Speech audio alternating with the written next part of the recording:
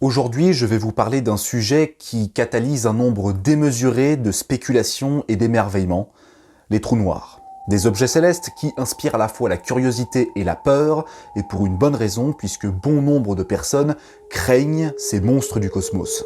Ce sont des astres qui se font rares. Ils sont très peu nombreux dans la galaxie. Mais saviez-vous que l'on a découvert un nouveau, et dont on a bien cru qu'il était très proche de la Terre ?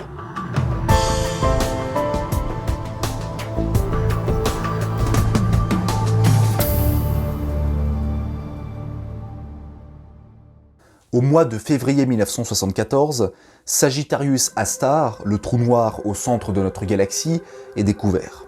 D'une masse équivalente à 3 millions de fois celle du Soleil, il est considéré comme le trou noir le plus imposant de notre galaxie, tant son influence gravitationnelle est immense.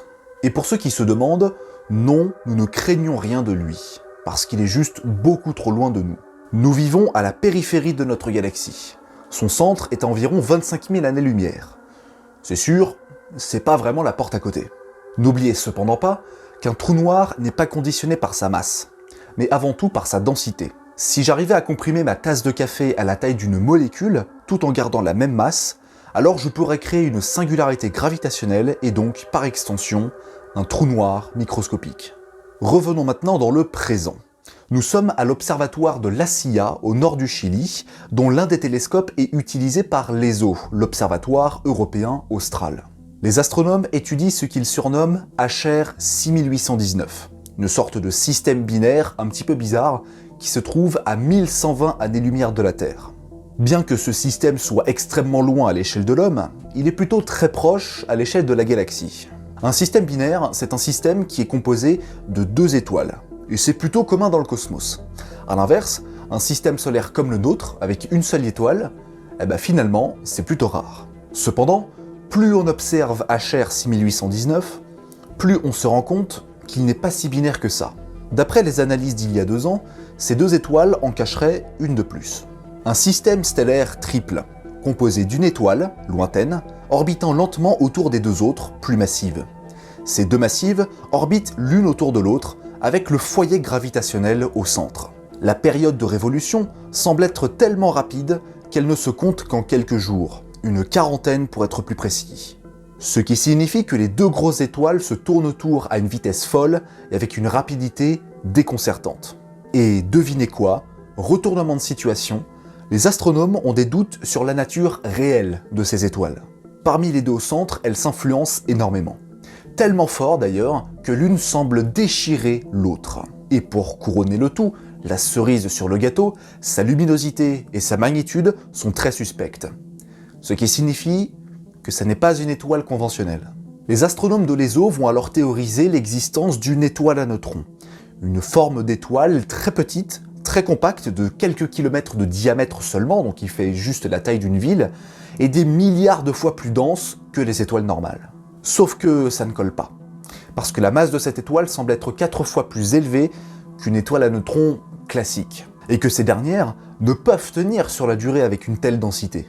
Il ne reste donc qu'une seule hypothèse viable. Le trou noir. Comme je l'ai dit au début de la vidéo, la nature d'un trou noir n'est pas conditionnée par sa masse, mais par sa densité. Par exemple, pour reprendre ma tasse de café, si je la comprimais de la taille d'une molécule et que je gardais sa masse, sa densité se rapproche de l'infini. On pourra donc créer une petite singularité gravitationnelle. Mais à la différence de Sagittarius A Star, le trou noir supermassif au centre de la Voie lactée, ma tasse de café s'évaporera en quelques millisecondes, parce qu'il est impossible pour un trou noir d'être maintenu dans un état stable à cette masse. En revanche, dans l'univers, avec des masses gigantesques, les choses sont plus faciles. Il ne suffit que d'une supernova, c'est-à-dire l'explosion d'une supergéante rouge, pour créer possiblement, si ce n'est pas une étoile à neutrons, un trou noir stellaire. Et ces trous noirs stellaires, c'est-à-dire des trous noirs de taille standard, moyenne, ne sont pas comparables avec les supermassifs, de l'ordre de plusieurs millions de masses stellaires. Et l'horizon des événements, c'est-à-dire la grosse boule noire que l'on voit dans les films, et pas que dans les films, aussi dans la vraie vie d'ailleurs, n'est large que de quelques centaines de kilomètres. Et cela pourrait parfaitement coller avec HR 6819.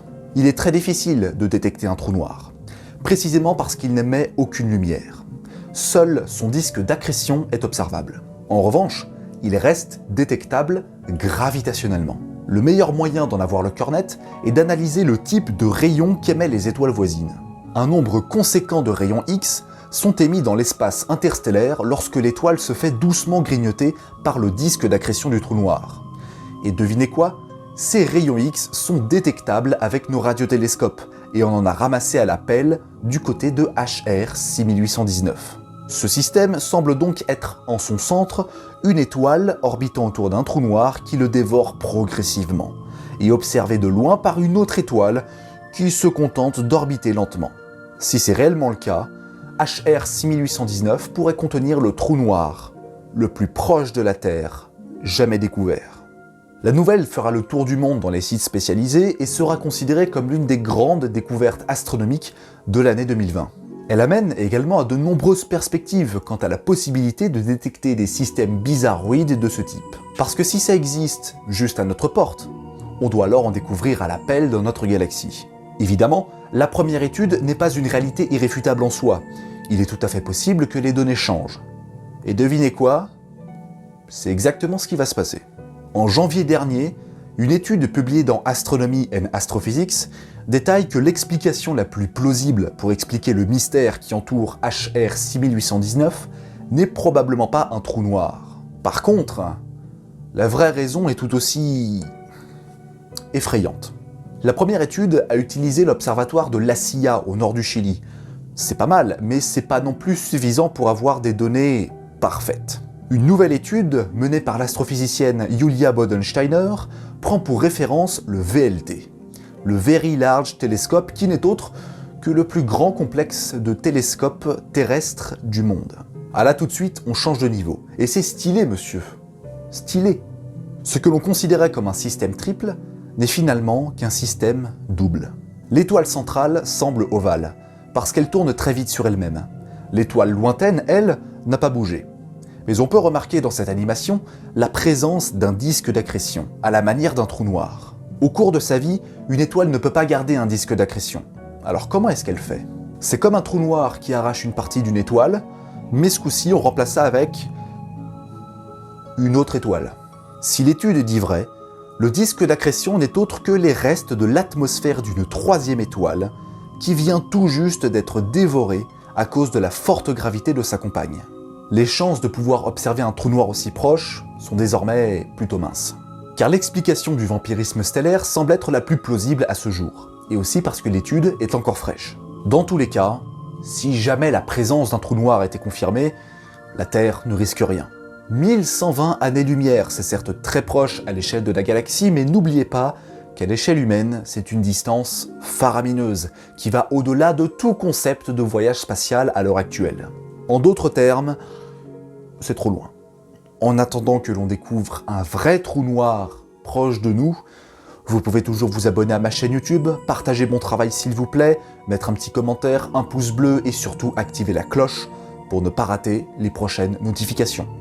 Quant à moi, je vous donne rendez-vous très bientôt pour de nouvelles aventures cosmiques et d'ici là, prenez soin de vous. À la prochaine.